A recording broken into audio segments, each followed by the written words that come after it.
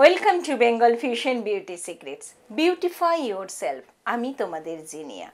প্রতিদিনই আমি নিত্য নতুন তথ্য তোমাদের সামনে হাজির করি। আর সামনে তো পুজো এসে গেছে, পুজো আসা মানেই নিজেকে একটু নতুনভাবে নতুন চমকে সাজিয়ে তোলা। তাই চটজলদি এমন কিছু সলিউশন সবসময় আমাদের বলতে হয়। সেই কারণে আজকে তোমাদেরকে আমি বলবো কফি ফেস মাস্ক। কীভাবে এটা কাজ দেবে, কতটা কাজ দেবে, সেটা ভিডিওটা শুনলেই বুঝতে পারবে।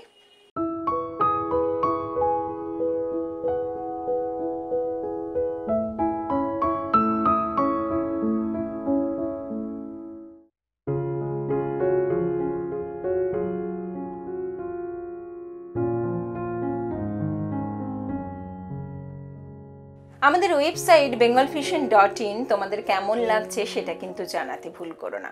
তোমরা প্রতিনিয়ত দেখছো কিনা সেটাও জানাবে।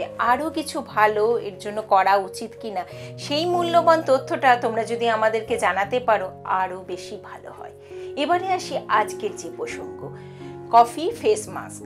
তোমরা এমনিতেই জানো কফি কিন্তু আমাদের ত্বকের দারুণ একটা ভালো ফল দেয়। আর এই কফিকে ব্যবহারের কিছু পদ্ধতি আছে।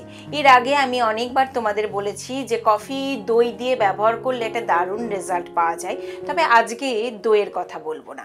আজকে যে ফেস মাস্কটার কথা আমি তোমাদের জানাবো সেটা কিন্তু তোমরা যদি প্রথমবার ব্যবহার করো, ধরো নিজেদেরকে টেস্ট করানোর জন্য মুখের এক পাশে ব্যবহার করলে, যে প্যাকটা আমি বলবো এখনই বা যে মাস্কটা যেটা বলবো, মুখের একদিকে ব্যবহার করলে আগে এদিকের সঙ্গে এদিকের পার্থক্য দেখে নাও, তাহলেই কিন্তু বুঝতে পারবে। তবেই না বুঝতে পারবে, না হলে যদি গোটা মুখে ব্যবহার করো প্রথম অবস্থাতে তুমি হয়তো ধরতে পারবে না বা মনে হবে কোথায় চেঞ্জ হলো, দিদি কি বললো।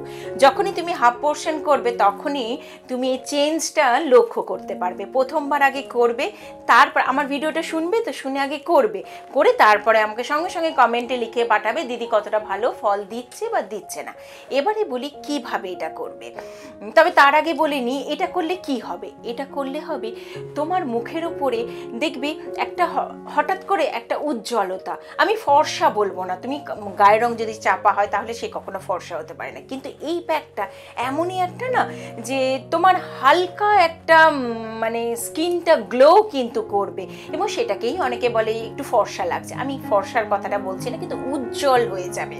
তো কি করতে হবে, প্রথমে যেটা লাগবে সেটা হলো 1 চামচ বেসন। আমরা ভীষণভাবে জানি যে আমাদের ত্বককে ক্লিন করতে যেমন সাহায্য করে, সেই তার সঙ্গে সঙ্গে ত্বকেরও একটা খেয়াল রাখে। তাই 1 চামচ বেসন নেবে, তার সঙ্গে নেবে হাফ চামচ মতো কফি, আর নেবে হাফ চামচ মধু, আর নেবে তার সঙ্গে হাফ চামচ পাতিলেবুর রস। এখানে পাতিলেবুর রসটা নেওয়া কিন্তু খুব জরুরি, কারণ এই পুরো ব্যাপারটার সঙ্গে পাতিলেবুর রসটা একটা অঙ্গাঙ্গিভাবে জড়িত। এবার অনেকেরই সেন্সিটিভ স্কিন থাকে যাদের পাতিলেবুর রসটা সহ্য হয় না। আমি জানি আমাকে বলবে যে পাতিলেবুর রস তো সহ্য হয় না দিদি, কি ব্যবহার করবো। এই প্যাকটার ক্ষেত্রে বা এই মাস্কটার ক্ষেত্রে পাতিলেবুর রসটা কিন্তু খুব দরকার, যাতে তোমার স্কিনের এই যে চেঞ্জটা মানে খেয়াল করা যায়।